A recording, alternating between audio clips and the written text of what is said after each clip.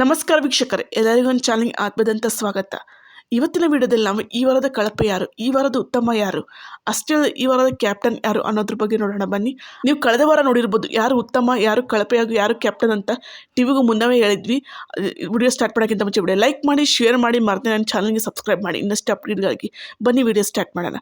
ಈ ವಾರ big boss ಮನೆ ಬಿಗ್ ಬಾಸ್ ಸಾಮ್ರಾಜ್ಯವಾಗಿ ಬದಲಾಗಿತ್ತು. ಅಷ್ಟೇ ಇಲ್ಲದೆ ಈ ವಾರ ಬಿಗ್ ಬಾಸ್ ಸಾಮ್ರಾಜ್ಯದ ರಾಜನಾಗಿ ಮಂಜಣ್ಣ ಅವರು ತಮ್ಮ ಪೀಠವನ್ನು ಅಲಂಕರಿಸಿದ್ರು. ಬಿಗ್ ಬಾಸ್ ಸಾಮ್ರಾಜ್ಯಕ್ಕೆ ರಾಜನೊಬ್ಬರೇ ಇದ್ದರೆ ಮಜಾ ಇರಲ್ಲ ಅಂತ ಹೇಳಿ ಬಿಗ್ ಬಾಸ್ ರಾಣಿಯನ್ನು ಆಯ್ಕೆ ಮಾಡಿದ್ದಾರೆ. ಆ ರಾಣಿ ಬೇರೆ ಯಾರು ಅಲ್ಲ, ಮೋಕ್ಷಿತಾ ಅವರು. ಹೌದು, ಮೋಕ್ಷಿತಾ ಅವರು ಬಿಗ್ ಬಾಸ್ ಸಾಮ್ರಾಜ್ಯದ ರಾಣಿಯಾಗಿ ಆಡಳಿತವನ್ನು ಕೈ ತಗೊಂಡ್ರು.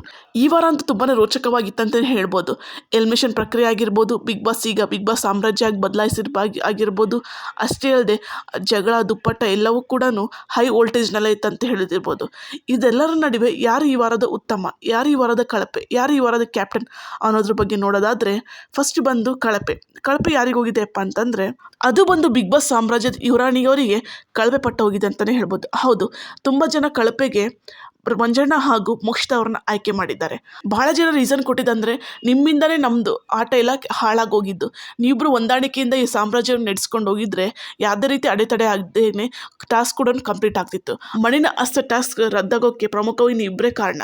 ಹೌದು, ನಾವು ಪ್ರಜೆಗಳು ಎದ್ದು ಬಿದ್ದು ಜಗಳ ಆಡಿ ಆ ಮಣ್ಣಿನ ಉಂಡೆಗಳು ತಂದುಕೊಟ್ಟು ಅಷ್ಟು ಕಷ್ಟಪಟ್ಟು ಮಾಡಿದರೆ ನೀವು ಏನು ಮಾಡಿದ್ರಿ, ಇಬ್ಬರು ಜಗಳ ಆಡ್ಕೊತ ತಮ್ಮ ವೈಯಕ್ತಿಕ ವಿಷಯಗಳನ್ನ ತಂದ್ಕೊತ ಇಬ್ಬರು ಕಿರುಚಾಡಿ ರಂಪ ಮಾಡಿ ಈ ಟಾಸ್ಕ್ನ ರದ್ದು ಮಾಡಿದರೆ.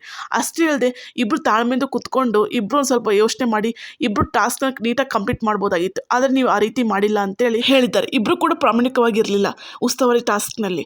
ಅಷ್ಟೇ ಅಲ್ಲದೆ ಪ್ರಜೆಗಳು ಏನಾದರೂ ಪ್ರಶ್ನೆ ಕೇಳಿದರೆ ನಿಮ್ಮ ಹತ್ರ ಅದಕ್ಕೆ ಉತ್ತರ ಕೊಡ್ಲಿಕ್ಕೆ ಎದ್ದೋಗಿ ಕೂತ್ಕೊಳ್ಳೋದು, ಆ ರೀತಿ ಎಲ್ಲ ಮಾಡ್ತೀರಾ. ಏನಾದ್ರು ಪ್ರಶ್ನೆಗಳು ಕೇಳಿದರೆ ನನ್ನ ಇಷ್ಟ, ಹೊರಗಡೆ ಜನ ನೋಡ್ತಾರೆ ಅನ್ನೋ ರೀತಿಯಲ್ಲಿ ಮಾತಾಡ್ತೀರಾ. ಹೊರಗಡೆ ಜನ ನೋಡ್ತಾರೆ ಅಂದರೆ ಹಂಗಾದ್ರೆ ನಾವು ಯಾಕೆ ಬಿಗ್ ಬಾಸ್ ಯಾಕೆ ಉಸ್ತುವಾರಿ ಯಾಕೆ ಎಲ್ಲ ಜನರು ನೋಡ್ತಾರೆ ಬಿಡ್ರಿ ಅನ್ಬೋದಲ್ಲ ಅಂತೇಳಿ ಈ ರೀಸನ್ನು ಕೊಟ್ಟಿದ್ದಾರೆ. ಮೋಕ್ಷಿತವ್ರಿಗೆ ಕಳಪೆಗೆ ಇನ್ನೊಂದು ರೀಸನ್ ಏನಪ್ಪ ಅಂತಂದರೆ ಬಿಗ್ ಬಾಸ್ ಸಾಮ್ರಾಜ್ಯ ಸ್ಟಾರ್ಟ್ ಆದಾಗ ಮಹಾರಾಜ ಅವ್ರಿಗೆ ತಮ್ಮ ಪೀಠ ಅಲಂಕರಿಸಿದಾಗ ಫಸ್ಟ್ 2 days ತುಂಬಾ ಖುಷಿಯಾಗಿರುತ್ತೆ, ಮನೆ ಲವಲವಿಕೆಯಾಗಿರುತ್ತೆ, ಎಲ್ಲ ಪ್ರಜೆಗಳು ತುಂಬಾ ಖುಷಿಯಾಗಿರ್ತಾರೆ, ಮನೋರಂಜನೆ ಇರುತ್ತೆ, ಡ್ಯಾನ್ಸ್ ಇರುತ್ತೆ, ಮಿಮಿಕ್ರಿ ಇರುತ್ತೆ, ಎಲ್ಲ ಪ್ರಜೆಗಳಾಗಿರ್ಬೋದು. ಬಿಗ್ ಬಾಸ್ ಮನೆಯದು ತುಂಬಾ ಖುಷಿಯಾಗಿತ್ತು. ಅಷ್ಟಿಲ್ಲದೆ ಪನಿಷ್ಮೆಂಟ್ ಕೂಡ ಅಷ್ಟೇನು ಸೀರಿಯಸ್ ಆಗಿ ಪರ್ಮಿಷನ್ ಕೊಡ್ತಿಲ್ಲ, ಫನಿಯಾಗಿರೋ ಪನಿಷ್ಮೆಂಟೇ ಕೊಡ್ತಿದ್ರು. ಯಾವಾಗ ಮಹಾರಾಣಿ ಬಂದರೋ ಆವಾಗ ಬಿಗ್ ಬಾಸ್ ಮನೆ ಕಂಪ್ಲೀಟಾಗಿ ಚೇಂಜ್ ಆಯ್ತು ಅಂತಲೇ ಹೇಳ್ಬೋದು. ನೀವೇ ನೋಡಿರ್ಬೋದು, ಯಾವಾಗ ಯುವರಾಣಿಯವ್ರು ಬರ್ತಾರೋ ಅವಾಗಿಂದ ಮನೆ ಕಂಪ್ಲೀಟಾಗಿ ಚೇಂಜ್ ಆಗಿಬಿಡುತ್ತೆ. ಒಬ್ಬರು ಮಗದಲ್ಲಿ ನಗು ಇರಲ್ಲ, ಎಲ್ಲರೂ ಸುಮ್ಮನೆ ಜಗಳ ಬಿಟ್ಟರೆ ಏನಿರಲ್ಲ ಅಲ್ಲಿ. ಅವ್ರು ಇವ್ರಂದ್ರು ಇವ್ರು ಅವನಿಗಂದ್ರು ಅಂತಾನೆ ಅನ್ನೋದ್ರ ಬಿಟ್ಟರೆ ಬೇರೆ ಏನಿಲ್ಲ. ಟಾಸ್ಕ್ ಅಂತೂ ನೀವು ನೋಡಿರ್ಬೋದು ರದ್ದೇ ಆಗೋಗಿದೆ ಇವರಿಬ್ಬರು ಜಗಳದಲ್ಲಿ. ಈ ವಾರದ ಕಳಪೆ ಬಂದು ಮೋಕ್ಷಿತಾ ಅವರು. ಈ ವಾರದ ಅತ್ಯುತ್ತಮ ಯಾರಪ್ಪ ಅಂತಂದರೆ ಅದು ಬಂದು ಧನರಾಜ್ ಅವರಿಗೆ ಈ ವಾರದ ಅತ್ಯುತ್ತಮ ಪಟ್ಟ ಸಿಕ್ಕಿದೆ ಅಂತಲೇ ಹೇಳ್ಬೋದು. ಯಾಕಪ್ಪ ಧನರಾಜ್ ಅಂತಂದರೆ ಈ ವಾರ ಧನರಾಜ್ ತುಂಬಾ ಚೆನ್ನಾಗಿ ಆಟ ಆಡಿದ್ದಾರೆ ಅಂತ ಹೇಳ್ಬೋದು. ಎಂಟರ್ಟೈನ್ಮೆಂಟಾಗಿರ್ಬೋದು, ಡ್ಯಾನ್ಸ್ ವಿಷ್ಟಾಗಿರ್ಬೋದು, ಮನೇನ ಒಂಥರ ಖುಷಿ ವಾತಾವರಣದಲ್ಲಿ ಇಟ್ಟಿದ್ದಾರೆ ಅಂತಲೇ ಹೇಳ್ಬೋದು ಧನರಾಜ್ ಹಾಗೂ ಹನುಮಂತ ಅವರು. ಅರ್ಧಂತೂ ಧನರಾಜ್ ಅಂತೂ ಮಣ್ಣಿನ ಅಷ್ಟು ಟಾಸ್ಕ್ನಲ್ಲಂತೂ ಈ ವಾರ ಕೊಟ್ಟ ಪರ್ಫಾರ್ಮೆನ್ಸ್, ಆ ಟಾಸ್ಕ್ನಲ್ಲಿ ಕೊಟ್ಟಂಥ ಪರ್ಫಾರ್ಮೆನ್ಸ್ನ ಇವರು ಇದುವರೆಗೆ ಬಿಗ್ ಬಾಸ್ನಲ್ಲಿ ಕೊಟ್ಟಿಲ್ಲ. ಅಷ್ಟು ಚೆನ್ನಾಗಿ ಆಡಿದ್ರು ಆ ಮಣ್ಣಿನ ಟಾಸ್ಕ್ನಂತೂ ನೋಡ್ಬೋದು.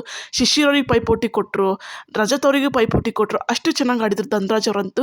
ತುಂಬ ನಿನ್ನೆ ಟಾಸ್ಕ್ನ ಅಂತೂ ಧನರಾಜ್ ಅವರ ಪರ್ಫಾರ್ಮೆನ್ಸ್ ನನಗಂತೂ ತುಂಬಾ ಇಷ್ಟ ಆಯಿತು. ನಿಮಗೂ ಹಾಗೆ ಅನಿಸ್ತು ಅಂತ ಕಮೆಂಟ್ ಬಾಕ್ಸಲ್ಲಿ ಕಮೆಂಟ್ ಮಾಡಿ. ಈ ವಾರದ ಉತ್ತಮ ಅದು ಬಂದು ಧನರಾಜ್ ಅವ್ರಿಗೆ ಸೇರಿದೆ. ಒಂದಂತೂ ಹೇಳಬೇಕು ಈ ಬಿಗ್ ಬಾಸ್ ಸಾಮ್ರಾಜ್ಯದ ಬಗ್ಗೆ, ಈ ರಾಜರಾಣಿ ಜಗಳದಿಂದ ಪ್ರಜೆಗಳು ತುಂಬಾ ಬಡಪಾಯಿಯಾಗಿದ್ದಾರೆ ಅಂತ ಹೇಳ್ಬೋದು. ನಾಮಿನೇಷನ್ ಆದ ಎಷ್ಟೋ ಜನ ಕಂಟೆಸ್ಟೆಂಟ್ಗೆ ಈ ವಾರ ಅವ್ರದ್ದು ಏನಂತ ಪ್ರೂವ್ ಮಾಡ್ಕೊಳಕ್ಕೆ ಆಗಿಲ್ಲ, ಬರೀ ಜಗಳ ಆಡ್ಕೊಂತಲೇ ಇದ್ದರು ಅಂತಲೇ ಹೇಳ್ಬೋದು.